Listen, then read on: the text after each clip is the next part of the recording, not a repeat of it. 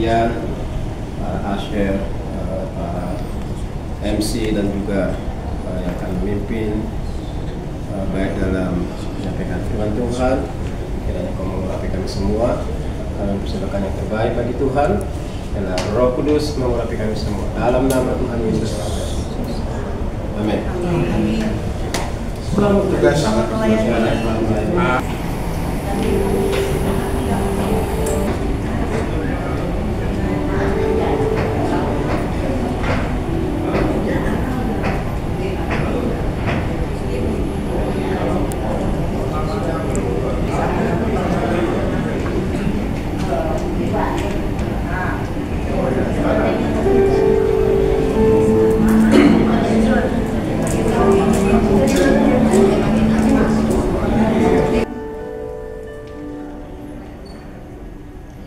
Baik, sebelum kita masuk pada acara ibadah, kita akan mendengarkan dulu kata-kata sambutan.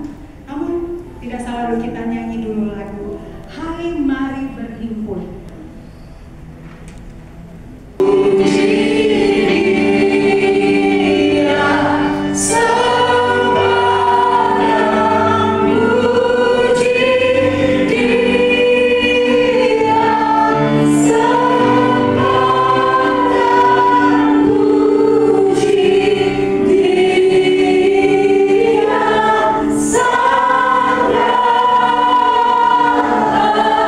Yang kami hormati Ketua Sinode Gerakan Pentakosta Indonesia Bapak Pendeta Gunadi, ada juga tampak hadir Sekretaris Umum dari Gerakan Pentakosta Indonesia Pembaruan Bapak Pendeta Joshua, dan tentu Ketua DPD DKI Jakarta-nya Bapak Pendeta Kunte, dan Bapak Ibu sekalian yang dirahmati Tuhan Yang Maha Kuasa.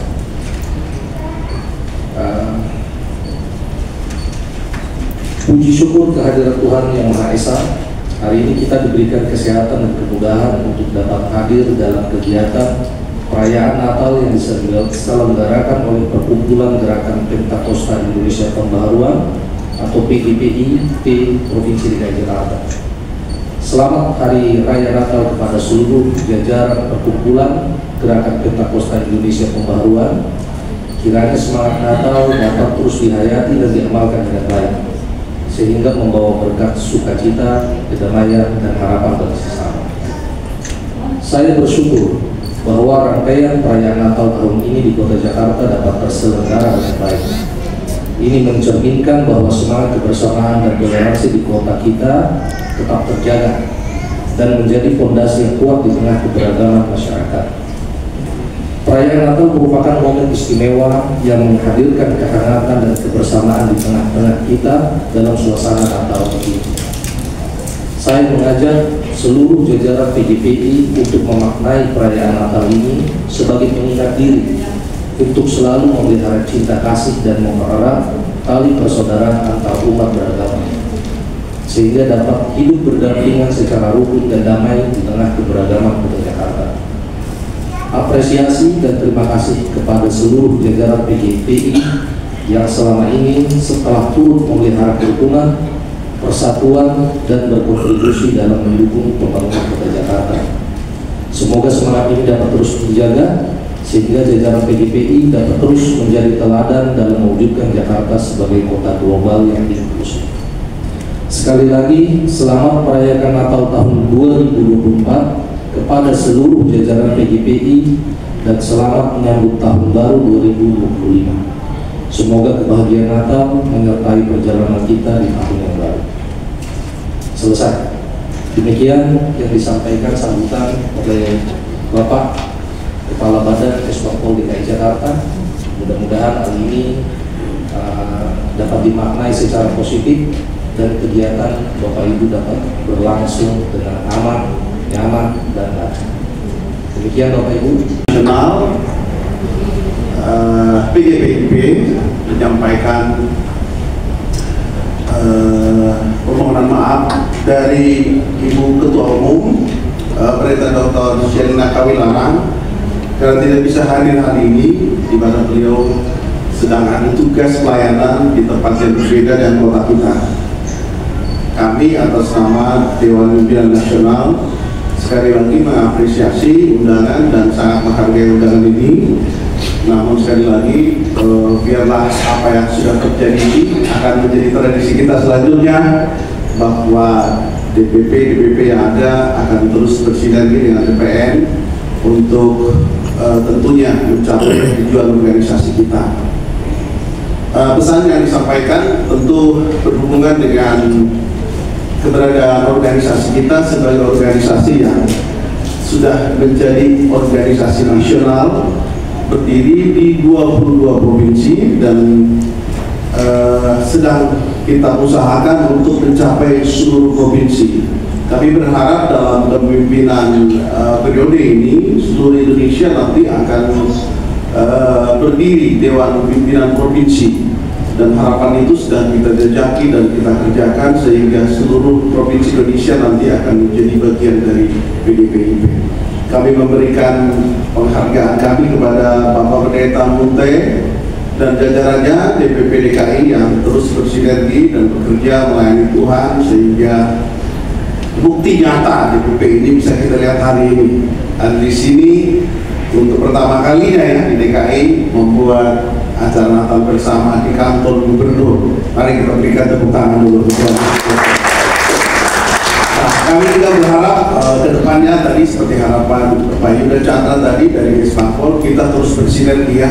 Harapan kita di kota administratif yang ada di bawah DKI seperti kita tahu belum terbentuk ya Pak Mute ya. Kita mendorong DPP DKI untuk segera membentuk kepengurusan di tingkat wali kota. Cukup banyak ya, wali kota Jakarta Pusat, Jakarta Timur, Utara, Selatan, Barat, dan Kepulauan Seribu. Kita bisa segera wujudkan itu supaya Jakarta akhirnya menjadi kepemimpinan yang solid. Kita mau kejar seperti Jawa Timur. Memang organisasi ini kan dilahirkan di Jawa Timur ya, tapi kita mau bahwa Jakarta juga tidak kalah dengan Jawa Timur. Kita punya banyak potensi di sini untuk mengembangkan, dan teman-teman yang ada di DPP juga kita, saya rasa bisa bersinergi dengan ketua DPP, sekretaris dan bendahara untuk membentuk tim yang akan segera mewujudkan terbentuknya pengurus-pengurus di kota administrasi.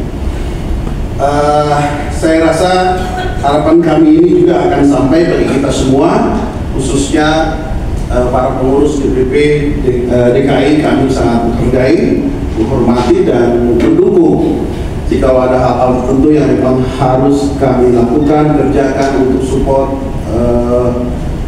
DPP DKI ini. Silahkan berkomunikasi dengan DPN.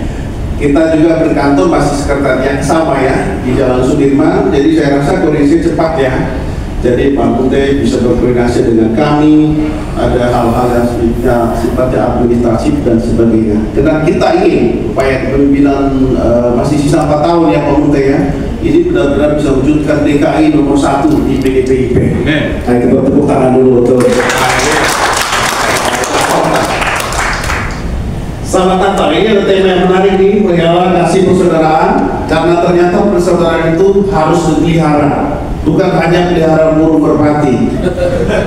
Kita juga harus pelihara persaudaraan, karena persaudaraan itu sering dirusak oleh setan, ya, digesek oleh iblis, supaya kita berantem dan berkelahi. Saya bersyukur di DKI tidak ada berkelahi ya, sampai sekarang baik-baik semua. Karena kita punya moto satu, ya, bersatu bersinergi untuk kemuliaan nama Tuhan Yesus Kristus. Selamat Hari Natal, Tuhan berkati. Shalom. Ya, saya selaku penasihat PDPIP DKI mengucapkan selamat Natal hari ini. Natal pada hari ini sudah masih Kristus. Setiap tahun biasanya umat Kristiani mengadakan peringatan hari lahirnya Tuhan Yesus Kristus. Puji Tuhan, itu sudah merupakan tradisi ya, dari tahun ke tahun. Nah, cuma pada sore hari ini saya akan membahas kehendak Tuhan. Kehendak Tuhan, Yesus dari surga turun ke bumi itu punya apa? Cita-citanya, visinya itu apa? Saya akan bagi 5 zaman. Zaman pertama adalah zaman Adam dan Hawa jatuh dalam dosa, ya, setelah jatuh akhirnya melahirkan Kain dan Habil, dan Kain membunuh Habil, dan terjadilah pemberontakan dan semua kejahatan, kezaliman, dosa menghantui manusia. Zaman kedua Abraham, ya, dipanggil Tuhan untuk membenahi umat Israel, dan terjadilah pemberontakan juga. Sodom dan Gomora akhirnya dihabiskan dengan api dari surga, ya, semua mati, ya. Dan zaman ketiga adalah Musa, saudara, ya, memimpin bangsa Israel dari Mesir ke Kanaan sampai 40 tahun. Di situ juga terjadi pemberontakan, ya, penghinaan kepada Tuhan, bikin patung-patung dari emas, ya. Tuhan bikin hukum Taurat tapi tidak bisa digenapi. Ini zaman yang terakhir.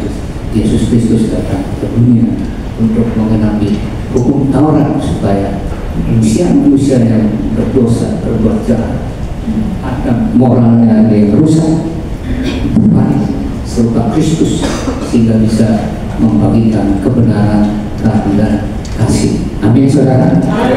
Itulah Natal yang sesungguhnya kita harus bagikan. Dan bahkan pesan Yesus kepada murid-muridnya, ya, kita ingat, Agus, kamu adalah garam dunia. Jika garam itu menjadi tawar, dengan apa tidak dihasilkan, tidak ada lagi gunanya. Ya. Kamu adalah terang dunia, kota yang terletak di atas gunung tidak mungkin bersembunyi. Demikianlah hendaknya terang bercahaya. Dia memerintahkan kita sebagai umatnya menjadi garam dunia, dan terang dunia itu yang harus di atas, bersinar, jangan tersembunyi, ya. Kalau saya kasih ilustrasi, ini ada 2 toples, ya, isinya tahu, di sebelah kiri diisi air, di sebelah kanan diisi air. Yang air biasa sudah begitu telur nanti pulang, ya, ini dia terkenal ke bawah. Tapi begitu yang satu toples diisi garam, dia akan, telurnya itu akan naik garam. Jadi Tuhan itu minta supaya kita ini menjadi garam dunia yang terakur, jangan sampai tenggelam. Jadi kalau tenggelam itu tidak ada orang, dihina orang. Jadi sebetulnya orang Kristen lahir baru begitu terima Kristus itu terpisah dengan satu undang-undang. Ya, kalau dalam Ormas ada ayatnya harus menjadi garam dan terang dunia. Tapi banyak orang bilang itu bukan panggilan saya. Nah, kita ingatkan kepada Kristus, kalau Kristus sudah lahir di dunia ini, kita tidak bisa menggenapi hukum Taurat. Amin, saudara. Dosa kita tidak bisa ditebus dengan perbuatan baik. Puji Tuhan, karena Kristus lahir, Dia menebus dosa kita, dan kita dijamin hidup kekal untuk membalas kasih itu, saudara. Marilah kita menjadi terang dan terang dunia, garam mengasihi sesama manusia, berbuat baik, diakonia, dan terang mengasihi Tuhan, melakukan perintahnya, saudara, menjadi terang dunia di tengah-tengah kegelapan yang manusia semakin tahun, saudara. Kita berkata semakin kondisinya buruk, kasih menjadi garam, kejahatan semakin merajalela, saudara. Yang tiap hari KPK menangkap orang, saudara, terus-terusan berulang-ulang lagi seperti 4 zaman tadi, ya, sudah dinasihati, diampuni, ditolong sama Tuhan, memberontak lagi, dihukum lagi, dinasihati lagi, diampuni, ditolong sama Tuhan, sampai 4 zaman, saudara. Baru setelah Kristus sudah di dunia, semuanya sudah beres karena yang diselesaikan. Tidak istirahat, ya. Itu saja himbauan kami supaya mari kita bersatu menjadi garam dan terang dunia, sehingga menjadi masuk ke dalam anggota-anggota PDIP, dan sesuai visi dari Ketua Umum PDIP menjadikan ormas Kristen anggota yang terbesar di Indonesia. Tepuk tangan untuk Pendeta Sarina. Ya, sekarang saya kagum sama Pendeta Sarina, ya, dia bilang menjadikan ormas Kristen anggota yang terbesar di Indonesia, lalu bisa melebihi dari angka turunan. Dia bilang itu. Ya, tepuk tangan seperti saya. Karena itu kita harus mencari kader-kader yang mempunyai garam dan terang bersama penasihat dari DPR, kami ucapkan selamat datang, Tuhan yang berkati. Haleluya, amin. Terima kasih Pak.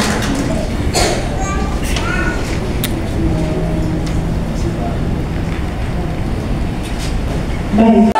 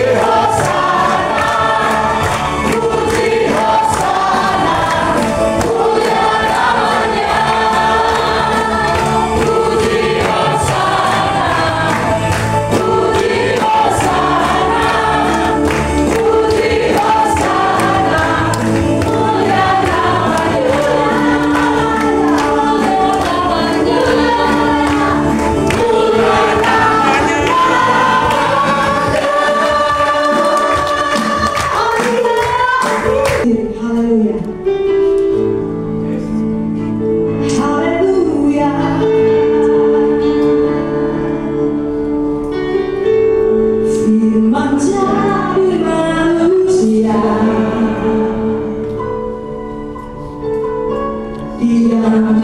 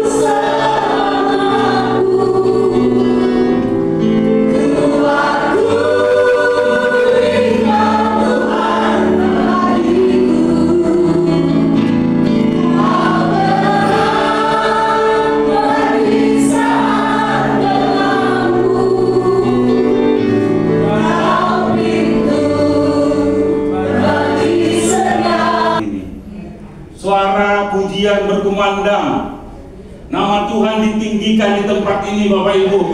Saya yakin baru kali ini terjadi di tempat ini.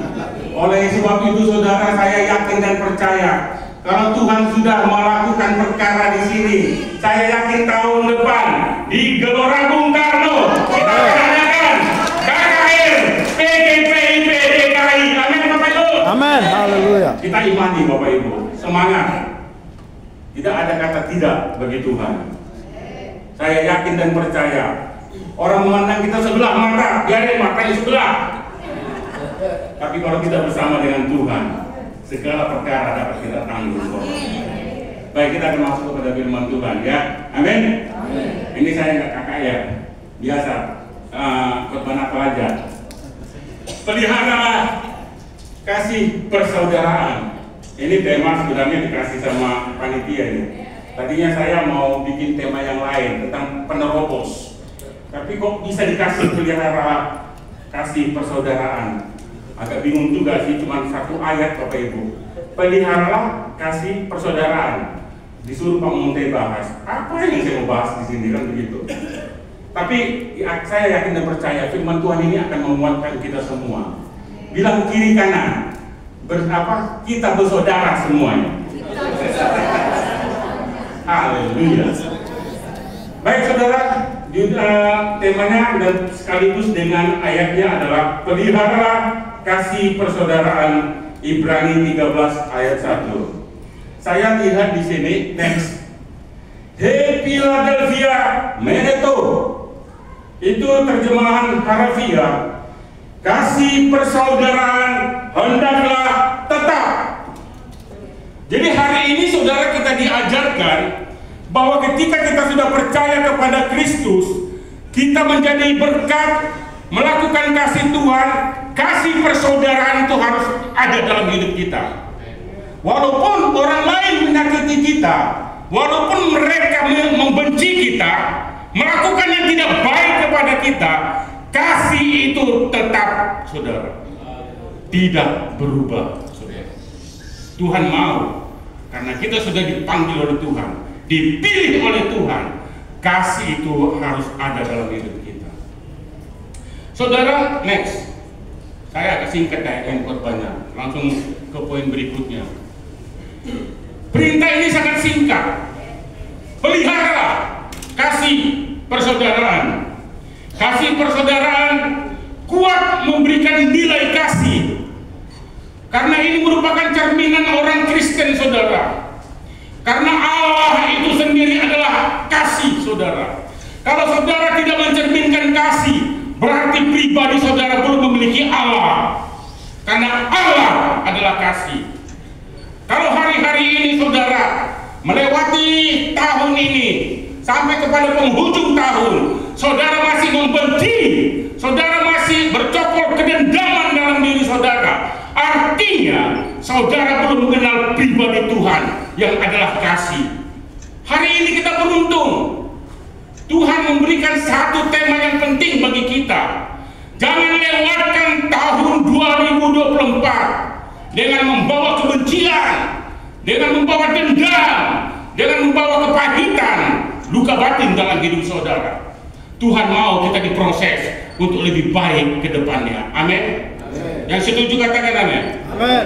Penekanan kepada kata kerja meneto tetap, yang artinya berkelanjutan terus, tidak akan terhentikan dalam hidup orang Kristen. Jika saudara mengaku diri saudara pengikut Kristus, jangan ada kata berhenti kasih Tuhan dalam hidup saudara. Amin Bapak Ibu. Amin. Saudara-saudara, sasaran daripada firman Tuhan ini ada 3. Next. Kasih persaudaraan sebagai fondasi hidup Kristen. Kita diberikan oleh Tuhan kemampuan memiliki dasar fondasi kita awal ketika kita terima Tuhan Yesus. Fondasi kita sudah ditanamkan oleh Tuhan, yaitu kasih. Kasih kepada sesama. Saudara, 2000 tahun yang lalu Tuhan Yesus datang ke dunia. Dia datang hanya untuk menemui saudara dan saya yang berdosa. Dia bukan cuma datang saja ke dunia, tetapi dia menjalin hubungan yang baik dengan saudara. menjalin hubungan yang baik karena kita berdosa, melanggar perintah Tuhan, tidak tepat sasaran. Apa yang harus dilakukan oleh Tuhan, saudara? Dia harus mengorbankan dirinya. Tubuhnya harus dicabik-cabik, darahnya tercurah, dan dia mati, saudara. Kenapa dia mau mati, saudara? Hanya satu, agar saudara terhubung kembali dengan Tuhan. Tidak ada kata lain dia datang ke dunia ini. Dia mau membangun hubungan saudara dengan dia. Tuhan datang ke dunia ini karena dia peduli dan sayang kepada kita semua. Momen Natal, kelahiran Tuhan Yesus berdampak kepada pribadi saudara supaya saudara terhubung baik dengan Tuhan. Amin, Bapak Ibu. Dia mau saudara. Oleh sebab itu, saudara, yang saya mau tekankan hari ini adalah jangan menjauh ketika Tuhan dekat kepadamu. Temui dia dalam waktu engkau berdoa. Temui dia pada waktu engkau membaca firman. Karena cinta Tuhan ada di firman, saudara. Temuin dikala engkau mengalami duka, masalah, kesulitan, tantangan, bahkan dalam keadaan saudara sakit, saudara. Dia bisa ditemuin di mana dan kapan saja, saudara. Welcome buat saudara, karena dia hadir ke dunia ini untuk saudara dan saya. Amin. Tepuk tangan buat Tuhan Yesus. Bila dia kasih persaudaraan adalah tanda yang membedakan komunitas Kristen, saudara. Kita adalah merupakan satu titik di mana awal daripada di mana Tuhan mau menjadikan kita sebagai gambar, pola pribadi Allah itu sendiri. Dan itulah yang membedakan kita dengan orang lain yang ada di luar. Hari ini, saudara, kita harus mengasihi satu sama lain. Yang paling banyak kejadian yang menyakiti hati kita adalah orang yang paling dekat dengan kita. Ketika saudara nanti pulang dari tempat ini, siapa yang paling sering menyakiti saudara? Temui dia, katakan dan rangkul dia, aku mengasihi. Amin, Bapak Ibu.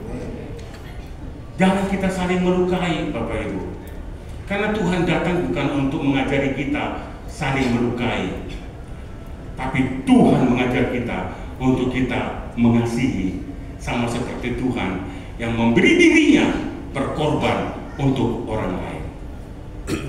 Saudara-saudara, next berikutnya, Bapak Ibu boleh baca teks ayatnya di situ, ada di sini, Bapak Ibu, supaya cepat kita lanjut.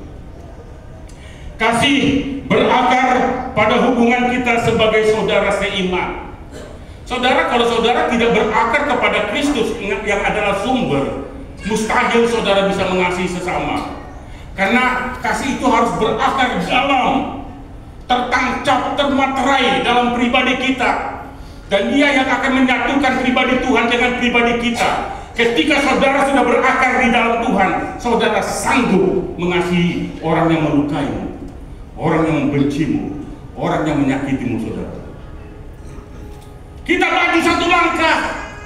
Ketika orang lain tidak bisa mengasihi dan mengampuni, kita sebagai orang Kristen bergerak maju ke depan, maju selangkah dan mengatakan, aku mengampunimu. Saudara, pengampunan adalah obat yang paling manjur untuk memulihkan hubungan yang harmonis. Tidak ada kata obat yang lain selain saudara mengampuni sesama manusia.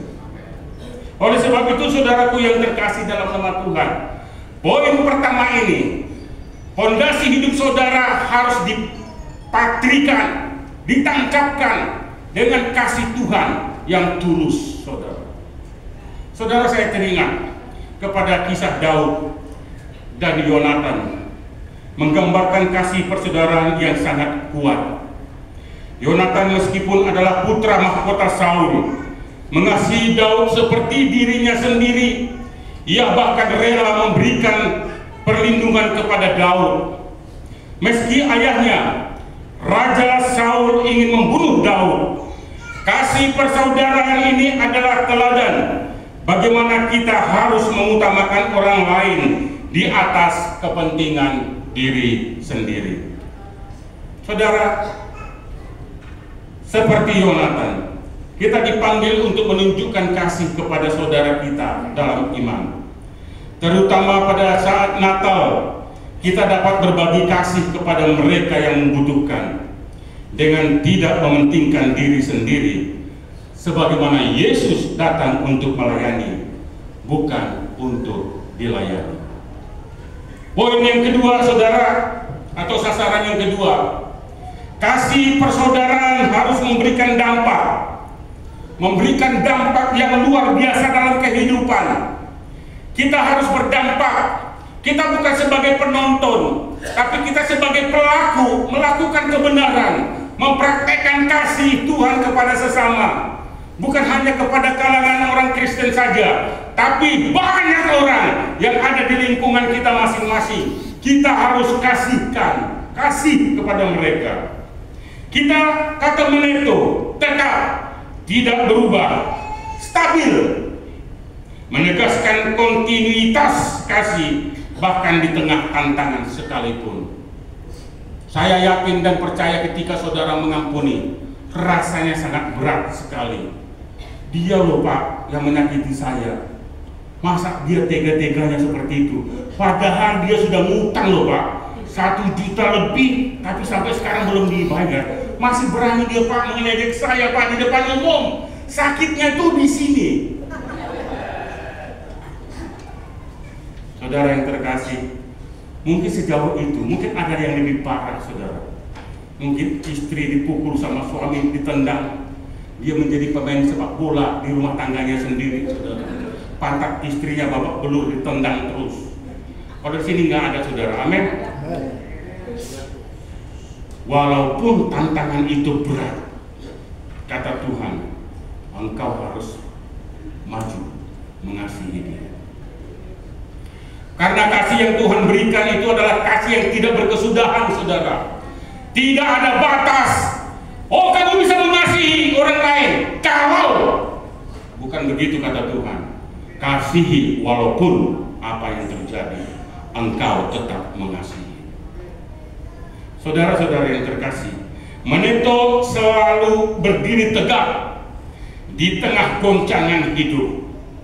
Mungkin saudara sudah habis babak belur, mungkin saudara sudah ada rencana ke depan untuk cepat langsung ke masa depan, saudara. Tapi ingat, goncangan apapun juga Tuhan peduli kepada saudara. Dia mati untuk pergumulanmu. Dia mati untuk segala masalah hidupmu. Pergumulan seberat apapun saudara, datang kepada sumber, datang kepada ahlinya. Dia akan memulihkan hidup saudara.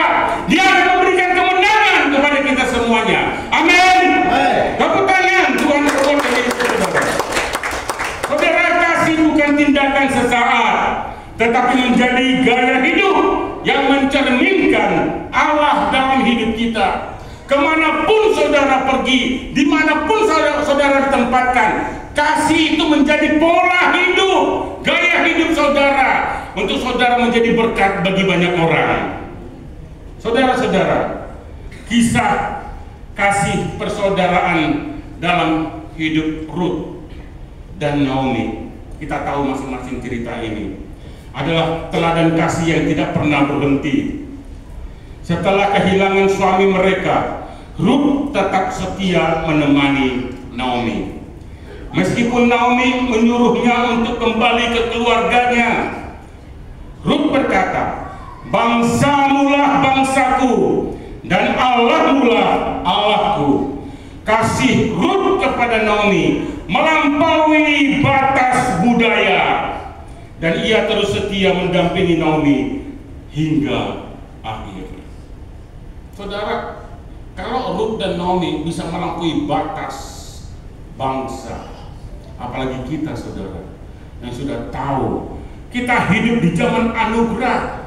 Tuhan memberikan kesempatan lebih daripada perjanjian lama.